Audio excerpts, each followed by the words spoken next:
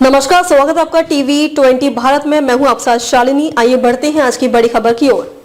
हिंदुओं का समर्थन, सीमा पार घुसपैठ पर रोक और बांग्लादेश फर्स्ट की नीति।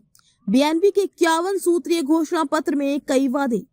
बांग्लादेश की पूर्व प्रधानमंत्री खालिदा जिया की party Bangladesh nationalist party BNP ने भारत सहित सभी पड़ोसी देशों के साथ संबंध सुधारने के संकेत दिए हैं। पार्टी ने सीमाओं पर होने वाली हत्याओं और अवैध घुसपैठ को रोकने के लिए कड़े कदम उठाने की भी घोषणा की है।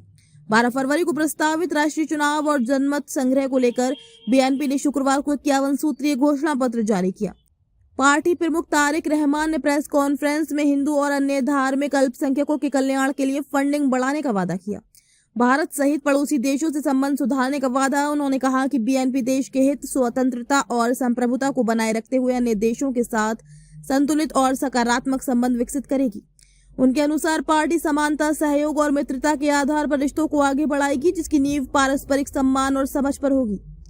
घोषणा पत्र में बीएनपी ने बांग्लादेश फर्स्ट को अपनी मूल विचारधारा बताया है। पार्टी ने दिवंगत राष्ट्रपति जियाउर रहमान के 19 सूत्रीय कार्यक्रम, खालिदा जिया के विजन 2030, तारिक रहमान की 31 सूत्रीय राज्य सुधार योजना और राष्ट्रीय चार्टर के विभिन्न प्रावधानों को लागू करने को प्राथमिकता देने की बात कही है। हिंदू अल्पसंख्यकों के कल्याण हेतु फंडिंग बढ़ाने का संकल्प।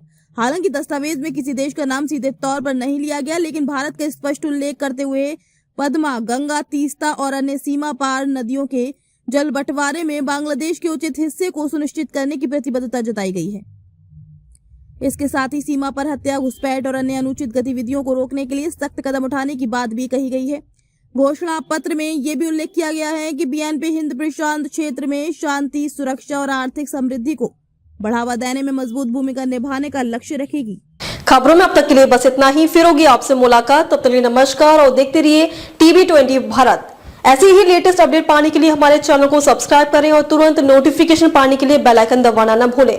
यदि आप हमें फेसबुक या इंस्टा के माध्यम से देख रहे हैं तो हमारे पेज को फॉलो जरूर करें।